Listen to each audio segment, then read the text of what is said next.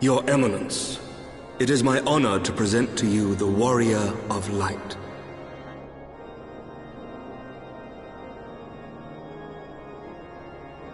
I have heard the tales of your many grand endeavors. The Lord Commander has also been most effusive in his praise. I am Thorin VII, Archbishop of the Ishgardian Orthodox Church, and I bade you come here that I might offer my personal apologies. You will forgive me for not calling upon you as courtesy would dictate, but as you can see, my more sprightly days are long behind me. But I digress. Your companions were wrongly accused of heresy and subjected to gross indignities. This, I am sorry to say, was the result of negligence on the part of our nation's protectors. Negligence born of an excess of zeal. Is that not so, Sir Zephyrin? Yes, Your Eminence. Regrettably, it would appear that we of the Heavens Ward were in receipt of erroneous information. Sir Grinno has ever been headstrong. He pressed charges before the truth had been ascertained, for which I most sincerely apologize. An unfortunate misunderstanding born of an earnest desire to serve Ishgard, but one which should never have occurred. For who could doubt the character of those who bested Shiva and drove the Horde from the steps of faith? Not I. That much is certain. That will be all, Sir Zephyrin. I would speak with our guest in private. Your Eminence,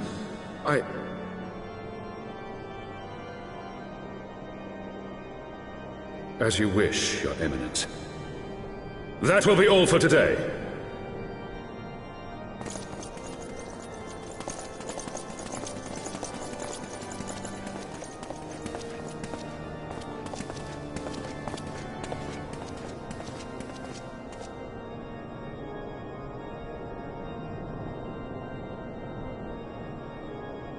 Privacy is a luxury rarely afforded one in my position.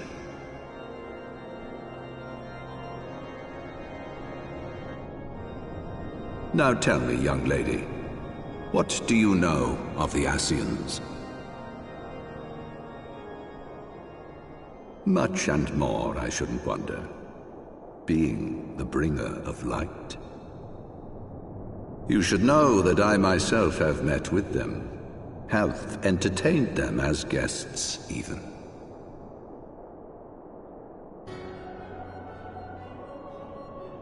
Those harbingers of chaos and strife offered us power that we might continue our war against the dragons. I have no intention of aiding their cause, of course, nor less of being their puppet. Yet, were I to refuse them outright, I should learn naught of their true objectives and remain powerless to stop them. Thus have I hearkened to their words with interest and paid lip service to their beliefs, biding my time and preparing for the inevitable conflict.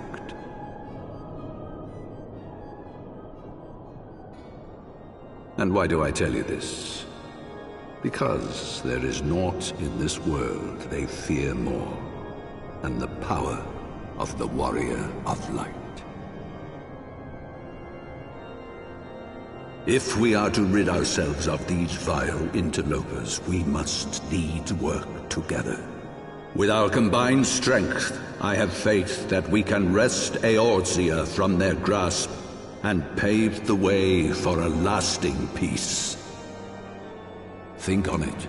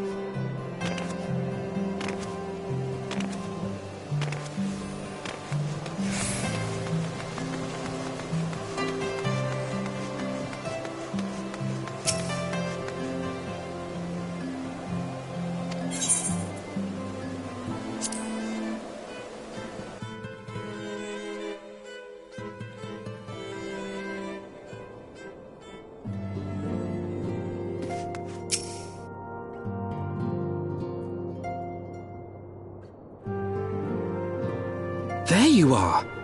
I confess I was more than a little concerned when I learned that you had been summoned to the vault. What did they want with you?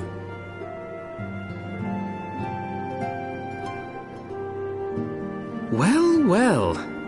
A formal apology and an admonishment of those responsible. I see my fears were wholly misplaced.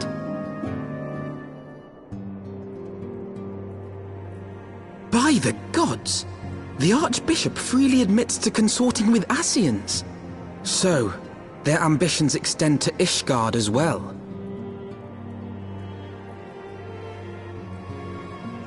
We will have new primals to contend with ere long, of that you may be certain. 'Tis but a matter of time. Yet shorn of the support of our missing allies, what can we realistically hope to achieve? In the midst of all the excitement, I completely forgot to tell you. When I was asking around about the Scions, I heard the most awful rumor. General Rauburn is to be executed for crimes against the Sultanate! If the Flame General dies, we will lose a staunch ally, and the one man capable of holding the Sultana's assassins to account. Lord Orchiphon was wise to counsel restraint, but this business will brook no delay. We cannot permit this execution to take place. We must save Rauburn.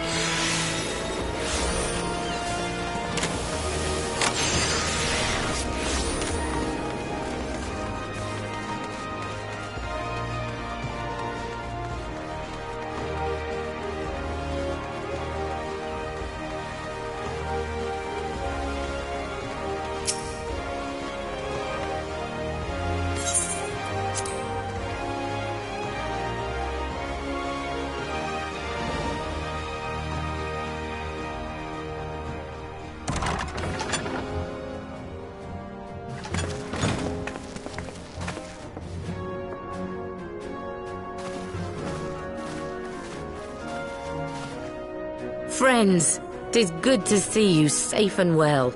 I will admit I had not counted on you seeking, let alone finding refuge within the Holy See, but full glad was I to learn that you had.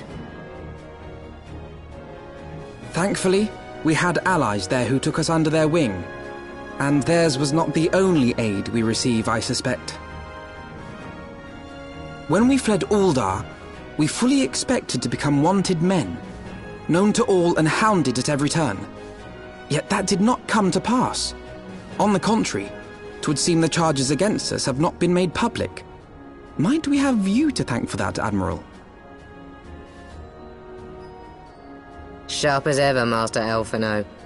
On Marshal Terrapin's urging, the Elder Seed Seer and I demanded that the Syndicate suppress news of the Scion's alleged crimes until such time as irrefutable evidence could be found. Our argument was simple. Lacking proof, to accuse the saviors of the realm of so unlikely a crime would have the people up in arms. In their wisdom, the Syndicate agreed, as you yourself have seen. There is something you should know. Some few days prior to the banquet, the Elder Seed Seer and I were summoned for a private audience with the Sultana.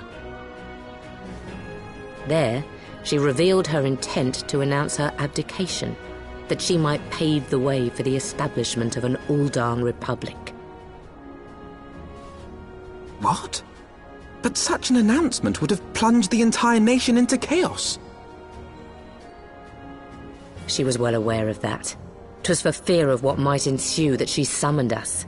Her Grace wanted the Elder Seed Seer and I to lend Rauban a helping hand, you see?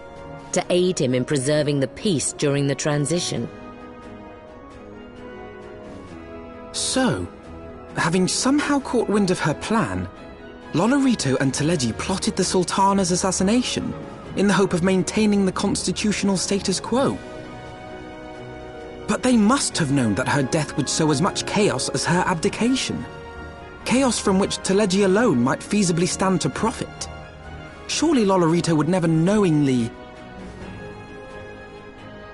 Ah, could it be? I dare not hope.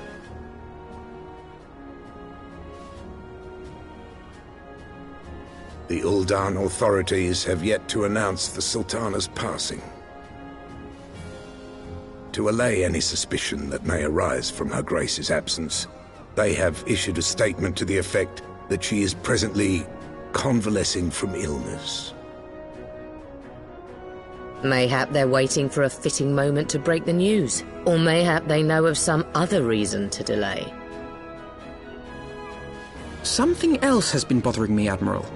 I was dismayed to learn that General Rauban is to be executed. Yet upon hearing the news, I could not help but wonder why he had been kept alive for so long. Pray mistake not my meaning. I am, of course, overjoyed that our friend still draws breath, and that he might yet be saved. But if his enemies truly wished to eliminate him, they could have done so immediately. I see no reason for this delay.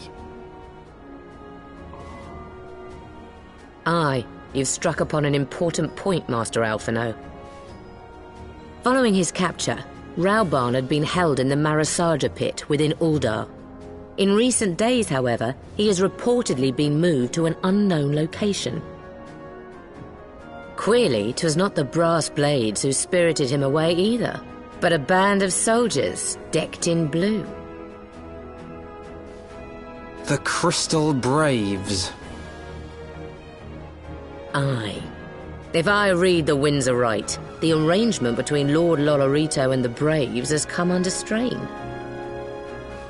At any rate, if we're to rescue Rauban, we'll have to find him first. And you'll be glad to hear that I have already entrusted the task to those best able to see it done. Our friends of Doma.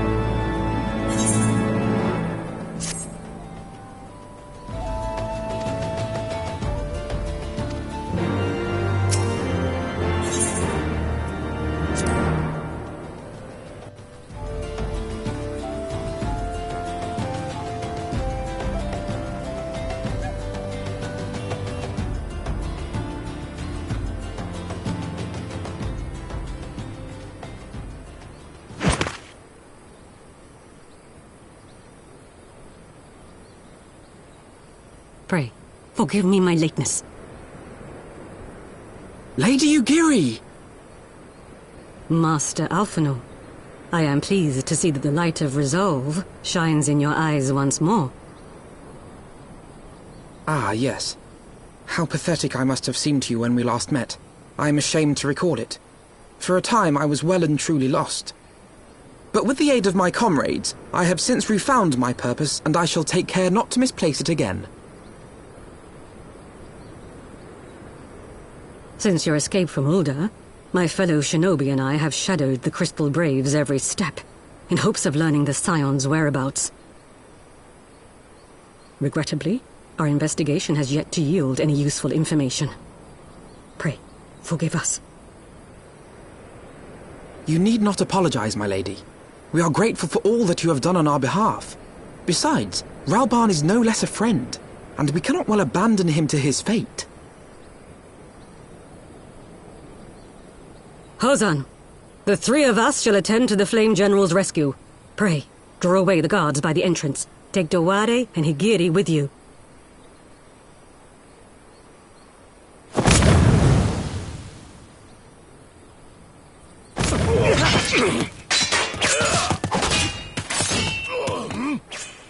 With me!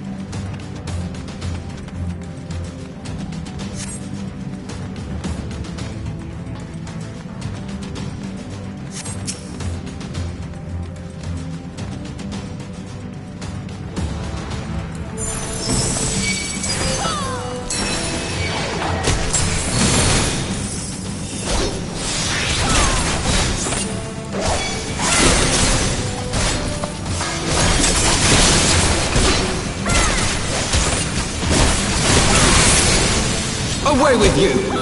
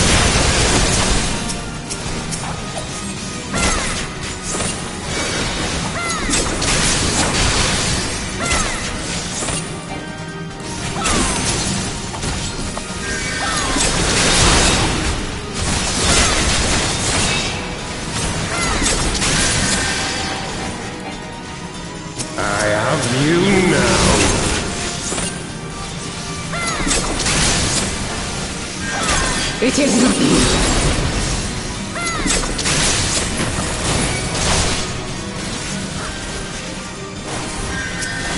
I'm not finished yet.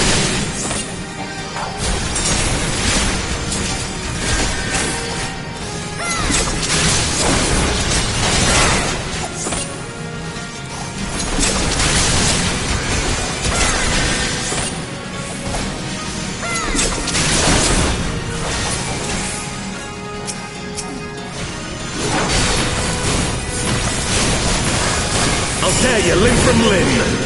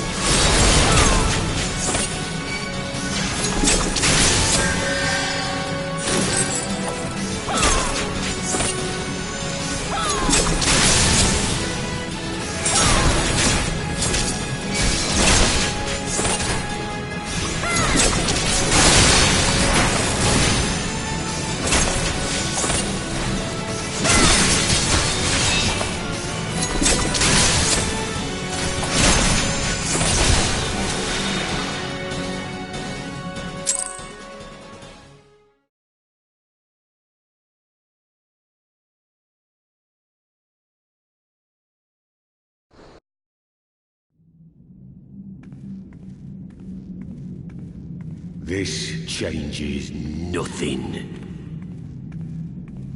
It is over, Ilberd. Lay down your arms and surrender yourself to justice. Justice? Justice for what exactly? 'Twas not I who assassinated the Sultana, boy. Ere we debate who is responsible for the assassination, I would ask whether an assassination took place at all. Oh, clever little shite. If you think you fight for justice, lass, you best wake up. The truth is, you fight for whoever bloody well tells you to. Can you not see you're being used? By the Scions, the City-States, even the Crystal Braves. They none of them care a whit what you want. Only what you can do for them. And how do I know this? Because I'm the same. A pawn to be used as my masters see fit. All I ever wanted was to liberate my homeland. And I ate dirt to make it happen. But what have I achieved after all these years in servitude? Nothing. Not a bloody thing.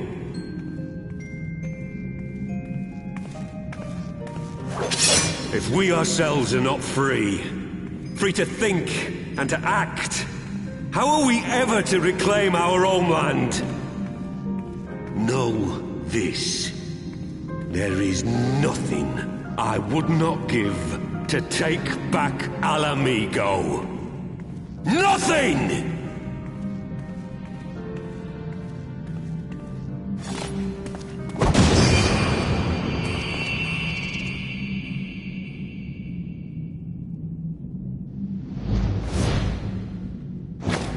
You'll not get away!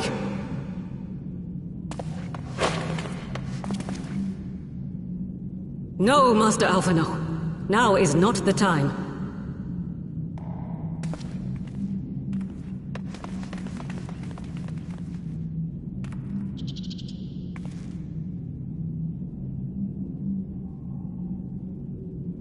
I'm but a cripple and a fool. And still you came for me.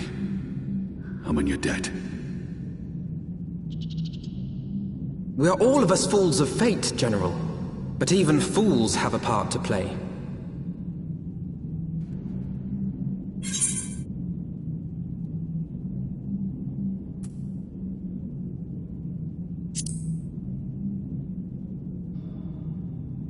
Rest assured, I was not planning to die till it avenged the Sultana. Still, your words are welcome, lass.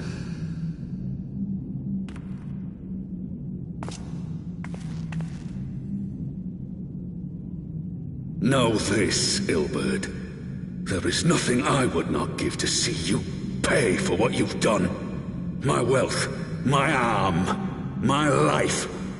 Nothing. General, are you aware that Lord Olorito has yet to announce the Sultana's death to the public? What? No. No, I was not aware of that, nor of anything else outside my cell. 'Tis passing strange, though. I assumed the bastard would make it known at the first opportunity, and set about tearing down the Sultanate. As did we all. And it is indeed strange that he did not. Strange, or perhaps revealing. Now, I have no conclusive proof, nor do I wish to give you false hope, but I have reason to believe that Her Grace may yet live. What? But how can that be? Forgive me, friends, but it is not safe here. Let us continue this conversation without...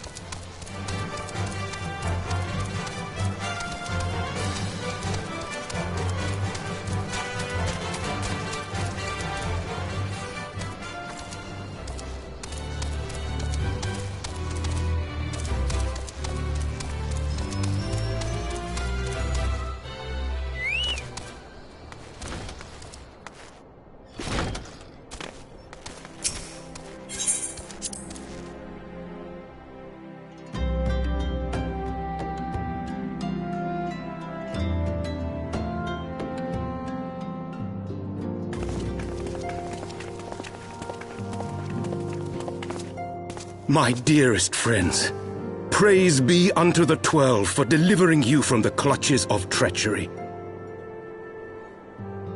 Father! Pippin! My son! And Master Papashan besides! Forgive me, Father. I should have been at Her Grace's side. Save your tears. The Sultana yet lives. You! It was I who arranged this gathering, and judging by your perplexed expressions, it would seem introductions are in order. I am Dulala, head of the Order of Noldthal, and member of the Syndicate. What you said about the Sultana, is it true? Is she alive? Young lady, I understand you were with the Sultana when she drank from the poisoned goblet and collapsed. Would I be correct in assuming that you did not personally verify Her Grace's vital signs? Why ask when 'tis plain you know the answer? Calm yourself, General, and let me finish. The truth is not as you imagine it. You are all victims of a most ingenious ruse. A ruse conceived to eliminate the threat posed by Teleji Adeleji. 'Tis my belief that Teleji plotted the Sultana's assassination alone, but that Lolorito caught wind of his plot and exploited it to his own ends. He sought to manipulate you into eliminating Teleji for him, and you duly obliged. At one fell swoop, he removed his two foremost rivals, all the while remaining above suspicion. God strike me down for a fool. But the Sultana, how can it be that she lives? She lives because Lolorito willed it. Her own lady-in-waiting is but one of his many little birds. By her sleight of hand, the poison was switched for a less deadly draught before it could reach her mistress's lips. Some manner of sedative, perchance, of a potency sufficient to induce a slumber like unto death. Were I to guess, I would say Her Grace is being held somewhere, dreaming dreams of a brighter Uldar, even as we speak. Oh, Nanamo. I will never forgive Lolorito for his part in this. Though Lolorito's hands are far from clean, they did pluck Her Grace from the jaws of death. That must count for something. And though one may call the man's methods into question, it cannot be denied that he knows the value of stability, to the very gill, like as not. He craves power, 'tis true, but he has no desire to depose the Sultana. I had never taken sides in your feud with the monetarists, but it was not for want of concern for our nation's welfare. Indeed, 'twas out of the desire to see order restored that I furnished your Far Eastern friends with information, and arranged this gathering.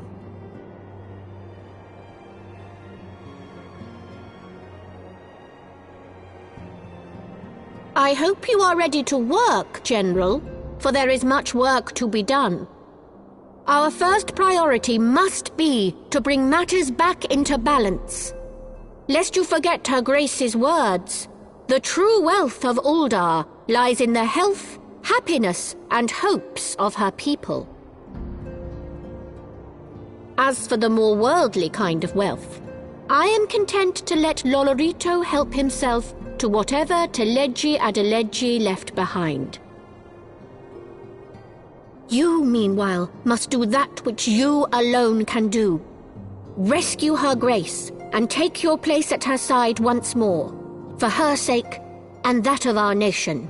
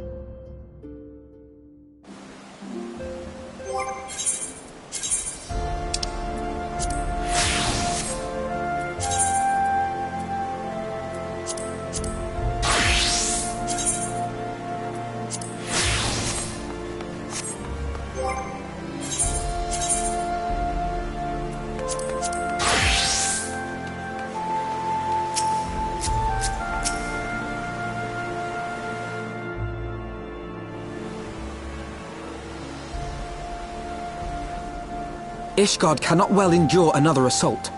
Even should her knights succeed in turning back the Horde, the casualties will be catastrophic. But what other choice do we have? It's not like we can talk it over with them. Dragons and men aren't exactly on speaking terms.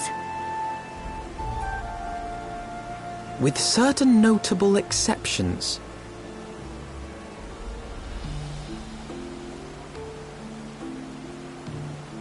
You don't mean Iceheart? When last you spoke with her, she lamented her crimes, did she not? Then there remains a sliver of hope. If we can persuade Iceheart to act as our intermediary, we may yet be able to convince Nidhogg to abandon his bloody course. If there is to be a meeting, I would accompany you. Estinian. Even with your intermediary, Nidhogg's blood rage may render him deaf to reason. However, the mere attempt may afford our forces precious time to prepare. Of course, you might also consider a more direct approach to ending this conflict. With the power of the Eye at my disposal, and the vaunted strength of the Warrior of Light, we could conceivably slay the beast outright. If we are to risk a face-to-face meeting with the Dread Worm, I for one would feel safer in the company of the Azure Dragoon. However, I should only turn to your lance if my words failed to find their mark. Is that clear? Perfectly. I shall assume that Iceheart enjoys similar diplomatic protection until instructed otherwise. A word of advice. Think carefully before divulging the particulars of this plan to Sir Emeric. 'Twould not do to have the Lord Commander accused of consorting with heretics. Indeed. I thank you for your counsel, Estinian. We shall be honored to have you with us. I am glad to be of service.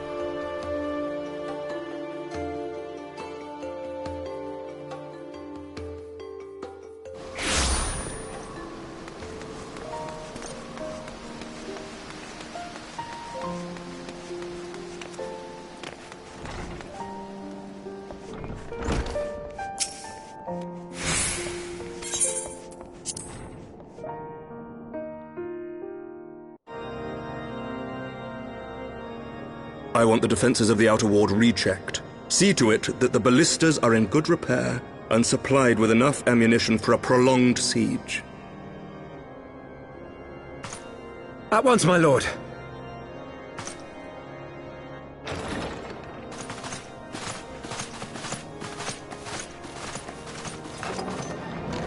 Ah, 'twould seem I have visitors, and unlike those massing beyond our walls, these ones are welcome. Pray forgive us for interrupting you in the midst of your preparations, Sir Emmerich, but our suit concerns the impending assault. To speak plain, we believe there is a chance the invasion might be halted before it even begins.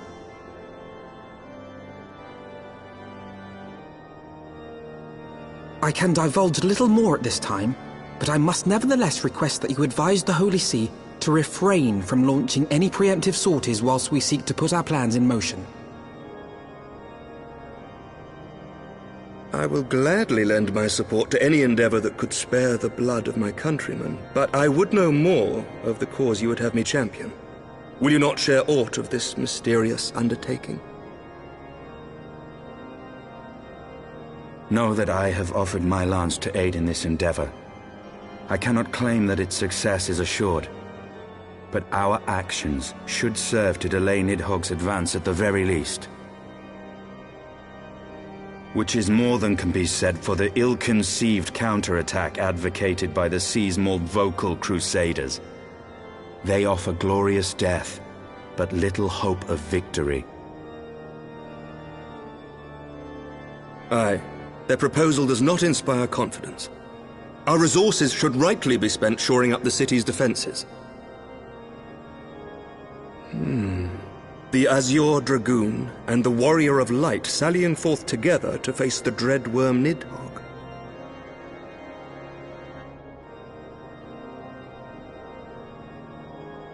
I must admit the mere thought of it does much to dispel my misgivings.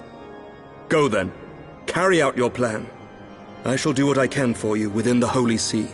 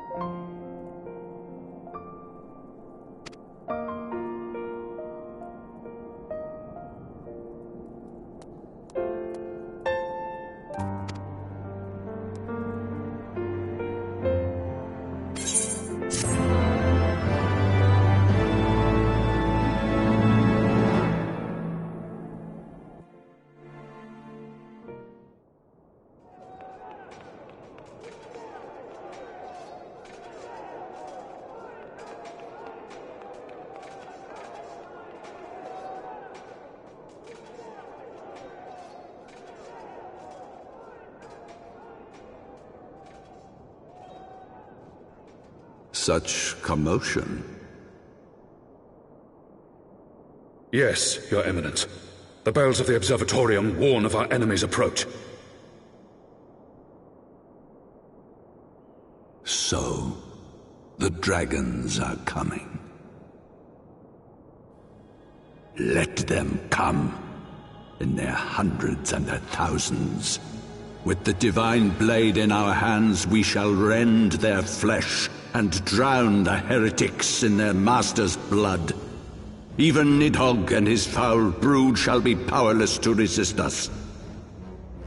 And when we have rid the world of their pestilence, we shall turn our attention to our Ascian allies. See that they are suitably rewarded for their invaluable assistance. If I may, Your Eminence, the Paragons wield powers strange and unknowable. Can we be certain that they will not see through our deception? We can be certain of naught save the righteousness of our cause. If you would be a true leader of men, you must possess conviction as well as caution.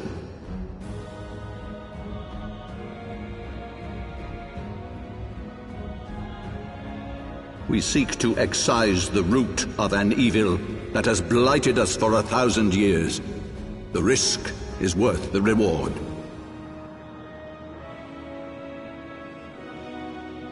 And what of Estinian and this Warrior of Light? They have plans of their own. Leave them to their purpose. We must each play the role we have been given. You and your chosen brothers most of all.